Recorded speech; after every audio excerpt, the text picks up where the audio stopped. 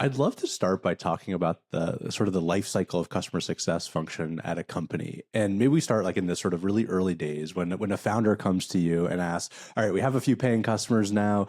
Do we need a customer success team? Like, how do you think about that advice? And then what are the typical signals you look for when a company is ready for their first CS hire?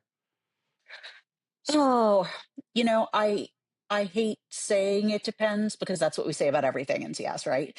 The reason it depends is because the whole point of customer success is to make sure that the customer gets what they came for out of your product.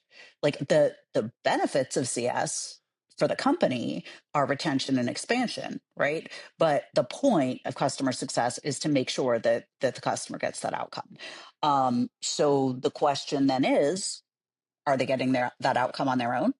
Typically, without customer success, about 70% will, which is why a lot of people think like, well, do we really need this? It's kind of self-explanatory.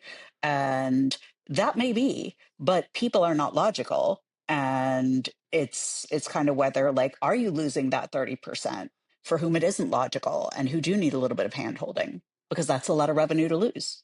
So, and it's also like how much of your time as a founder is being spent on this? Like, it's customer support will take up a lot of time for not a lot of additional revenue.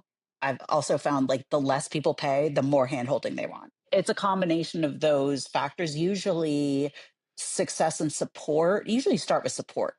And you want to do that as soon as it's preventing you as like a founder or CEO from improving your product, making more money, when it's slowing down your growth to be dealing with customers.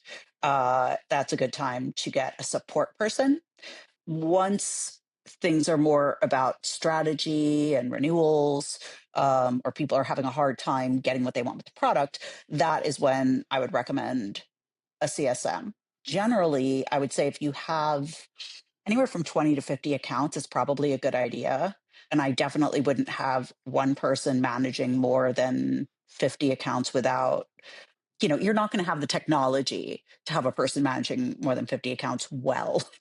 The way I thought about this at Doc, I mean, I think I've sold the first 100 customers and onboarded them myself, and a lot of them were super small, like one seat, Yeah. customers or things like that. But when I got to the point, I was just so overwhelmed. Like every Hmm. day, it was just like, oh my god, I have all these intercom tickets I got to follow up on, and I'm just like Yeah. not getting to the work I need because I'm also the product manager for the Doc and CEO and sales, Yes. like all this stuff. It was like I was just feeling so stressed, internally that I wasn't able to get to the work that I needed to make customers successful. And so yeah, for me it was more of like a feeling that I had like in the pit of my Yeah. stomach rather than, oh, I had this specific metric or this specific customer account that I was looking for. It was just like, ooh, I think I like if I it would be helpful for me to have somebody that I can kind of go focus on other areas of the business that I need to be doing too, like product and sales and stuff like that. Exactly. It's like, is this costing me money to do this myself rather than pay someone else to do it?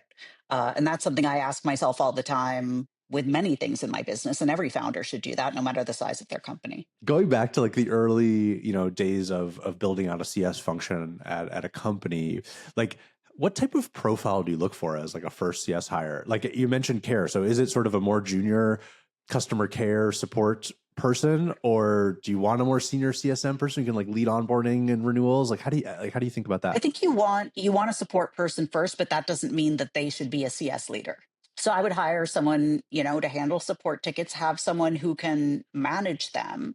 I don't think you have to be an expert in support, but you do need to understand like Zendesk or whatever you're going to be asking them to do. And you can have people be a combination of CS and support. But again, sort of at that 50 to 100 range, you're going to need to split out CS from support. In terms of hiring, that's the point where a lot of experienced senior CSMs are able to make the jump from CSM to manager because you're going to need them as a player coach for a while. I also think that that's the only situation in which player coach is appropriate and only for a short amount of time because you cannot manage accounts and build strategy at the same time. They One requires an in the weeds view and one requires a higher, more strategic view. But, take somebody who's risen fairly quickly and who really seems to understand customer success. that understands what it's for. And you have to understand, what do I want customer success to do? It shouldn't be different in every company in terms of like what it's here to do. Like, oh, here it's here there to sell. Here it's for support. It's not a miscellaneous department. But it's like, do I have a product that even has upsells? Do I have a product that's so technical that I need somebody who's really a technical account manager, in terms of when you actually want to strategize customer success, where it's you're creating a plan to create what I call customer value realization maps. Just like, how do we get the customer to that value? Because it's only once you do that that they will stay and that they will buy more. And again, most of that is, are we having a problem yet? It's only once you start to see churn where you're not expecting it, where it's like, we didn't change anything. What the heck happened? And people are like, I just didn't really see the value. That's where it's like, you saw it when you bought it. So something happened there, when you're seeing that more often. Because I mean, even just hiring a CSM and putting bodies on the accounts will increase your attention, but that is not going to give you the same kind of customer success department that Salesforce has. I see um, a lot of startups being like, we're too reactive. CS is too reactive, and they need to be upselling more. And why isn't this happening? And it's like, because they're working off a spreadsheet. you know it's like, they don't have data. So you have to understand that it's in different stages. But I would get CS, once you got 50 customers, I would, as a rule of thumb, to me, that would be a good time to bring it in.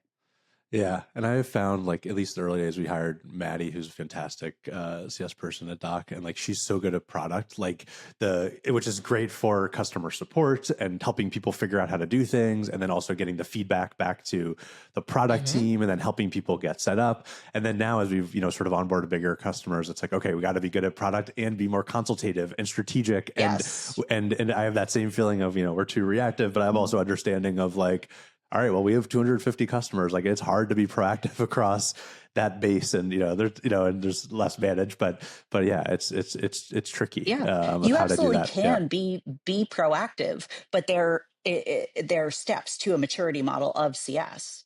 And it's reactive, informed, proactive, predictive. And the reactive is, we don't have any data coming to us, so we just take what comes at us. Informed is when you start to get some data and systems in place, but you got to be willing to spend the money on that, and the bodies and the time to set it up. Yeah. And I've tried to focus us and be like, all right, let's be proactive with these 20 accounts. Like, for, Yeah. we have everyone, like, let's just take a subset, and these are the 20 that matter. And Yeah, like, let's go absolutely. after it. And like, we can at least do that. We can't be proactive at 250 because there's, No. me and her, but yeah, it's tricky.